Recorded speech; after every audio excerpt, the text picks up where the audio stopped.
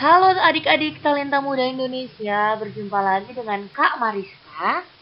Ya, di mana adik-adik hari ini akan membahas tentang katabolisme karbohidrat.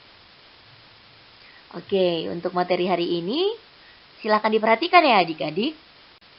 Oke, hari ini kita akan membahas tentang katabolisme karbohidrat. Ya, di mana pada reaksi katabolisme adik-adik semua harus tahu kalau reaksi katabolisme itu merupakan reaksi pemecahan dari senyawa kompleks menjadi senyawa sederhana. Contohnya bisa kita lihat pada respirasi aerob yang terjadi pada mitokondria, di mana senyawa kompleks yaitu glukosa C6H12O6 ya akan dipecah dengan bantuan oksigen menjadi karbon dioksida, air, dan selain itu menghasilkan 38 ATP ataupun menghasilkan energi. Ya, jadi dirombak dari senyawa yang kompleks menjadi sederhana. Selain itu juga terjadi pada respirasi anaerob. Biasanya kalau respirasi anaerob adalah respirasi yang nantinya akan membutuhkan sedikit oksigen, bahkan nanti tidak ada oksigen. Biasanya ini terjadi pada proses fermentasi, di mana C6H12O6 yang merupakan reaksi yang kompleks akan dipecah menjadi 2 molekul alkohol ditambah dengan karbon dioksida dan juga akan menghasilkan energi, namun jumlahnya nanti lebih sedikit dibandingkan yang terjadi pada respirasi aerob. Selain itu juga nanti pada reaksi katabolisme ini akan menghasilkan energi, ya seperti pada reaksi aerob sebelumnya.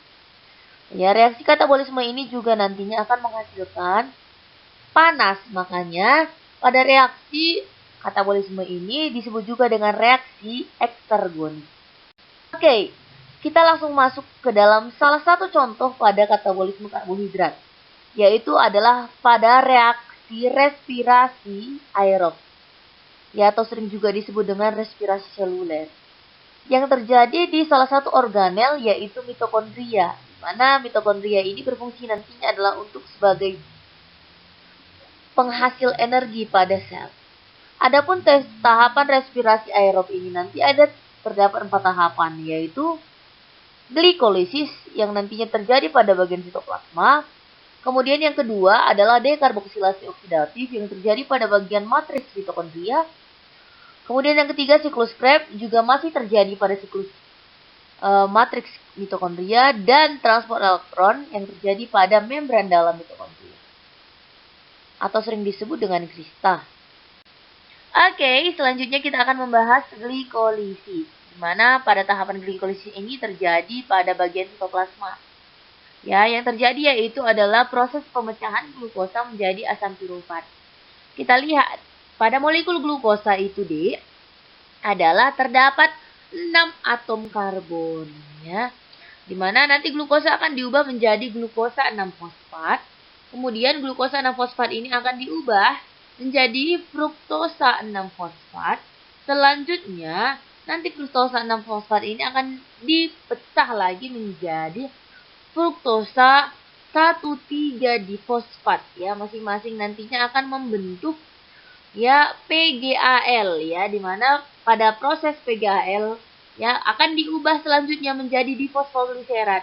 Pada proses pengubahan ini nantinya akan dihasilkan 2 molekul NADH.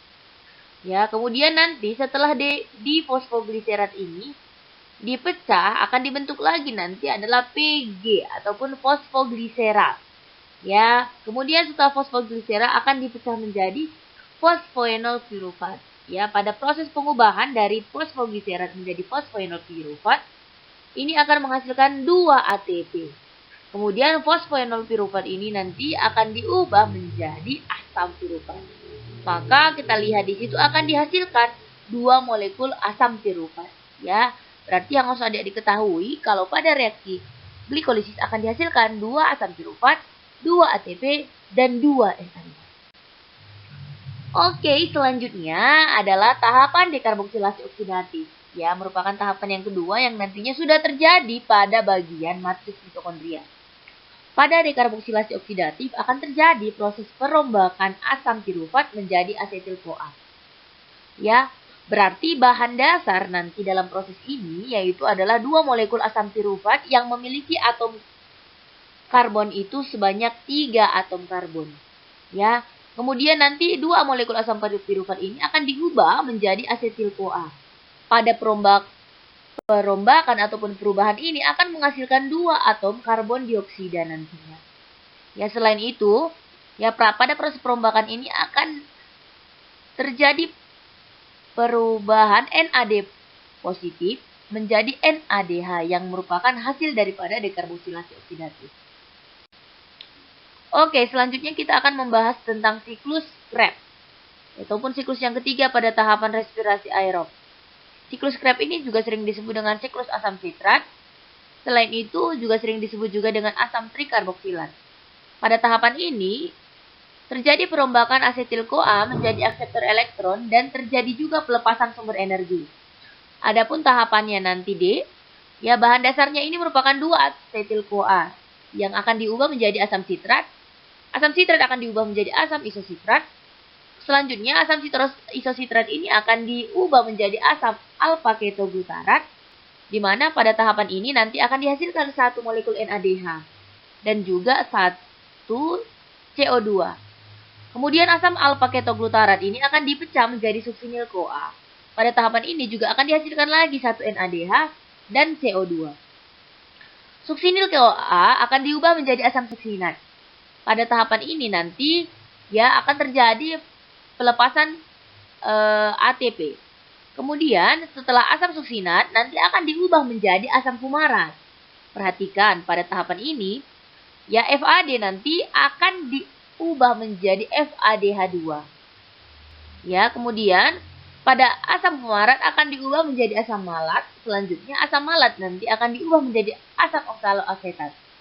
Di mana pada tahapan ini akan dihasilkan lagi NADH dari NAD positif menjadi NADH. Kemudian langsung lagi kembali pada siklus asetil koenzim A. Ya, kemudian siklus ini nanti akan terjadi 2 kali. Ya, di mana hasilnya nanti adalah 4 karbon dioksida, 2 ATP, 2 FADH dan 6 NADH. Oke, selanjutnya adalah tahapan terakhir pada respirasi aerob, yaitu adalah transfer elektron. Di mana pada tahapan transfer elektron ini nanti terjadinya pemindahan elektron. Ya.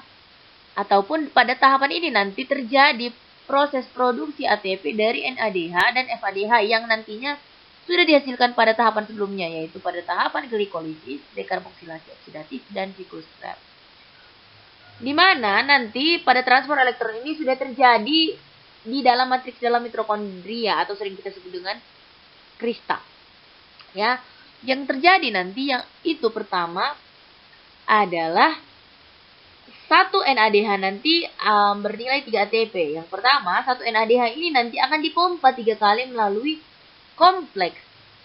Yang pertama melewati sitokrom B, kemudian 1 FADH nanti akan yang berisi 2 ATP dan akan dipompa 2 kali melalui sitokrom B, kemudian sitokrom A. Ya. Di mana dalam proses perpindahan ini nanti akan dibantu oleh ubiquinon. Ubiquinon ini nantinya akan membantu dalam proses pemindahan protein.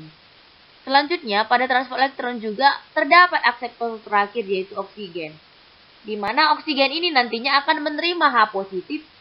Ya, H positif dari luar itu akan menghasilkan H2O. Jadi nanti setelah akhir daripada tahapan ini, ya terdapat hasilnya yang merupakan akumulasi daripada semua tahapan. Bisa kita hitung, ya akan dihasilkan nanti 10 NADH, di mana NADH tadi bernilai 3 ATP, maka akan dihasilkan 30 ATP.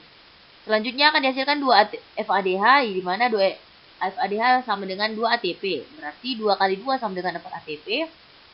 Kemudian glikolisis terdapat 2 ATP, siklus Krebs juga terdapat 2 ATP. Kemudian apabila kita totalkan, maka pada akhir daripada tahapan respirasi aerob akan dihasilkan 38 ATP. Gitu dia. Oke adik-adik, jadi sekianlah pertemuan kita hari ini mengenai katabolisme karbohidrat, yaitu salah satu contohnya adalah respirasi aerob. Kakak harap adik-adik semuanya sudah bisa paham mengenai tahapan demi tahapan pada respirasi aerob. Ya, oke, sekian pertemuan kita hari ini. Terima kasih, sampai jumpa pada pertemuan selanjutnya.